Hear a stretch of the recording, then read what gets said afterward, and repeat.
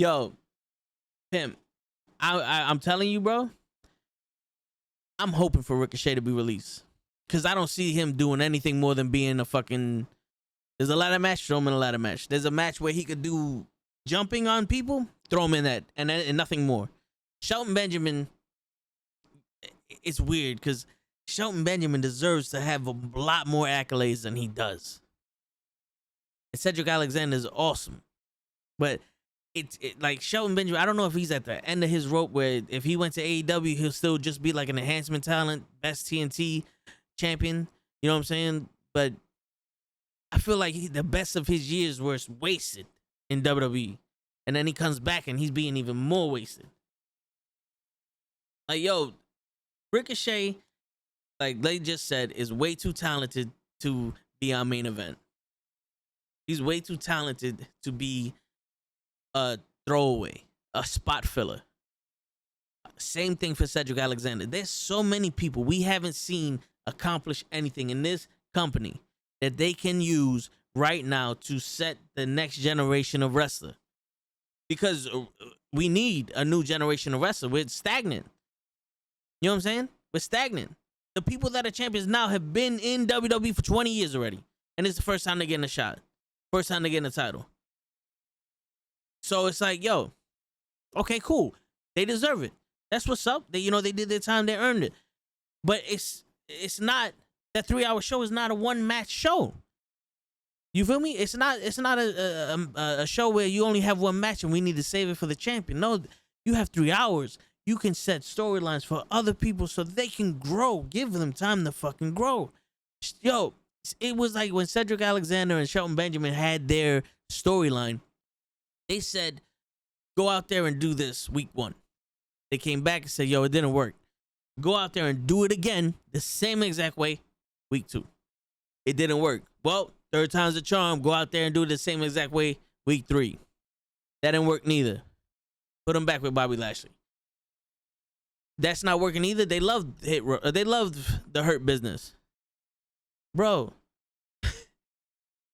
Fuck are you doing? The fuck are you doing?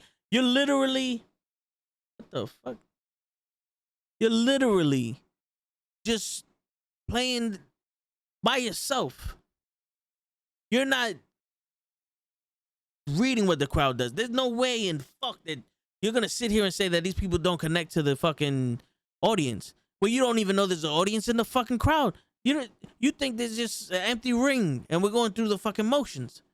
You can't even tell how many people are in the fucking audience right now. There's people on SmackDown, I'm pretty sure, are fucking sleeping. They're pretty much fucking sleeping. They had Xavier Woods crying, not bawling out crying, like tear coming down his face because they ruined his scepter, his throne, his cape, and his crown. And he's like tearing down his face. And then he goes out there to fight before they broke the crown, and the Usos beat him up, and they break the crown in front of his face. And then he challenges Roman Reigns to a match tonight.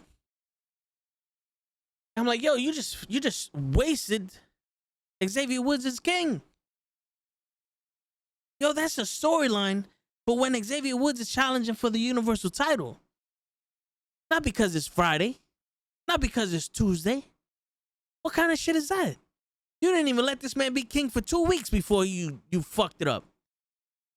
And now that Kofi Kingston is by himself, I mean, Kofi Kingston is on, he's hurt, and now Xavier Woods is by himself.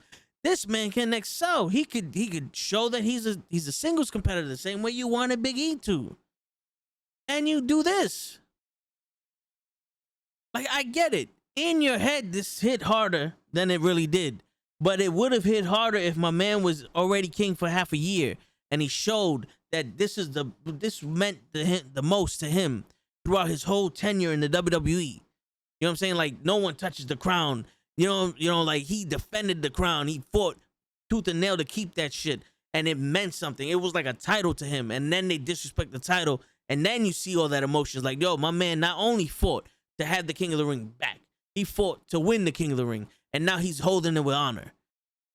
You fast forwarded the whole fucking story that you could have made for WrestleMania for Xavier Woods to fight Roman Reigns in 2 weeks to build up a match that has nothing to do with anything in the WWE. It's just to build up the WWE champion on Raw versus the Universal Champion on SmackDown for a pay-per-view that means jack shit. Winning and losing that match means jack shit. And you wasted my man's King of the Ring. Figure that one out. Figure that one out. And you know what? I'm gonna make this a fucking clip and we'll put that shit on social media. And if one of y'all motherfuckers got a problem with it, come see us. We do the wrestling podcast every Thursday at 9 o'clock to 12. There's spots. There's spots available for any one of y'all to come talk to us about the shit. You know what I'm saying? Oh, we'll come to you. We don't give a fuck. We'll come to you. We ain't scared of none of that shit. You are ruining wrestling. You're ruining it. For what? For what?